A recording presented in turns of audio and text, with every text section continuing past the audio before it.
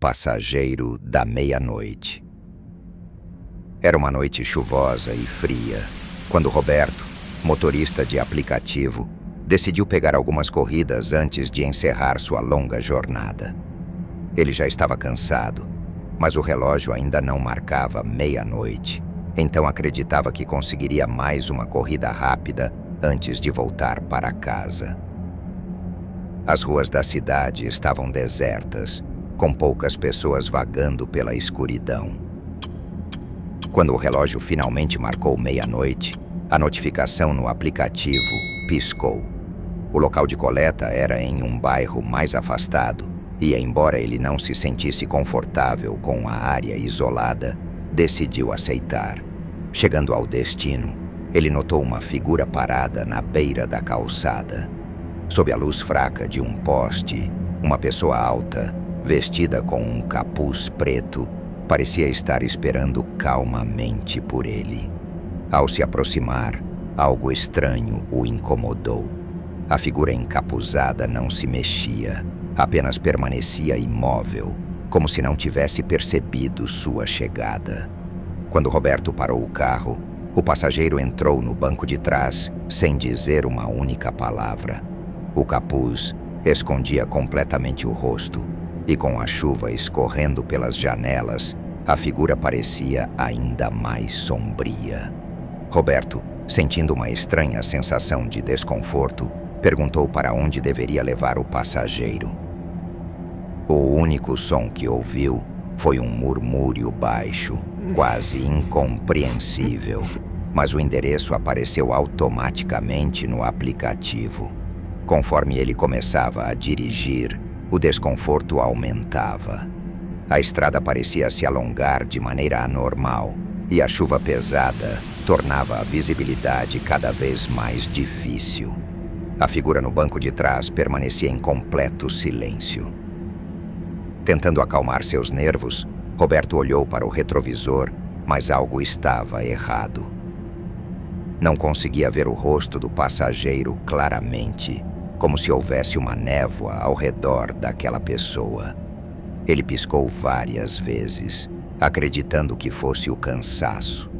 Mas cada vez que olhava novamente, a sensação de que algo estava muito errado crescia. Minutos se passaram e o caminho o levou para uma parte da cidade que ele não reconhecia. A escuridão parecia devorar a estrada e os poucos prédios e postes de luz desapareciam à medida que avançavam. Ele tentou falar com o passageiro mais uma vez, perguntando se estavam no lugar certo, mas nenhuma resposta veio. O silêncio era tão opressor que ele conseguia ouvir seu coração batendo forte no peito. Finalmente, o GPS anunciou que haviam chegado ao destino. Quando Roberto estacionou o carro, ele se virou para avisar o passageiro, mas o banco de trás estava vazio. Um arrepio percorreu sua espinha. Ele tinha certeza absoluta de que alguém havia entrado no carro, mas agora não havia sinal de ninguém. Ele olhou para o banco, para o chão, procurando por qualquer vestígio, mas estava tudo em perfeito estado. Assustado e confuso, conferiu o aplicativo. O trajeto estava registrado, o pagamento processado, mas o nome do passageiro era uma sequência de letras distorcidas e o endereço de destino era ilegível. Roberto começou a suar frio. Estaria ficando louco? A corrida tinha acontecido ou ele estava imaginando tudo? Naquela noite mal conseguiu dormir. Cada vez que fechava os olhos, a imagem do passageiro encapuzado voltava à sua mente. As sombras no quarto pareciam se mover e ele acordava a todo momento, sentindo que não estava sozinho. No entanto, o trabalho continuava e ele decidiu que, apesar do medo, precisava continuar dirigindo. Mas algo estranho começou a acontecer. Algumas noites depois, no mesmo horário, outra corrida apareceu. Para sua surpresa e horror, o local de coleta era o mesmo. E lá estava a mesma figura encapuzada, esperando por ele na beira da calçada. Roberto hesitou, mas o instinto profissional o fez aceitar a corrida. O passageiro entrou no carro da mesma maneira, em completo silêncio. Desta vez, Roberto ficou ainda mais atento. O caminho, novamente, parecia distorcido.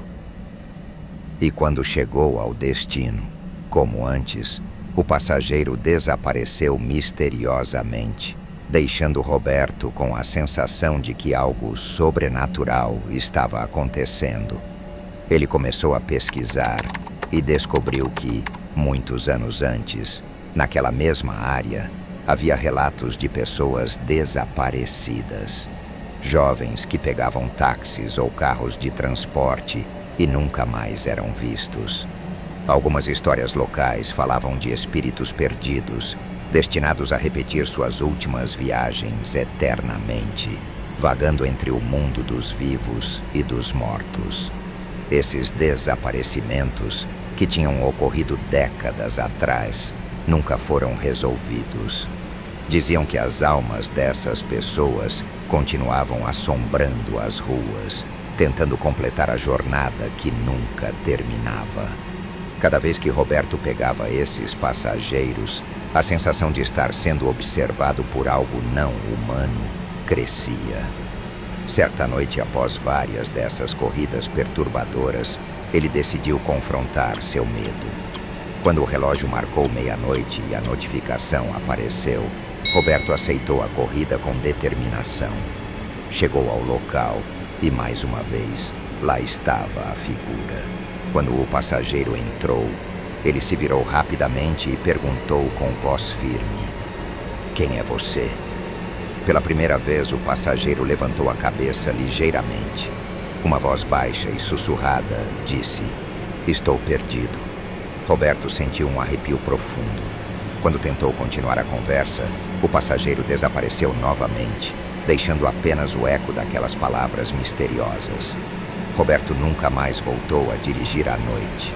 Ele sabia que havia algo além da compreensão humana acontecendo, algo que as lendas urbanas não conseguiam explicar completamente. O passageiro da meia-noite era real, mas pertencia a um mundo que ninguém deveria tentar entender.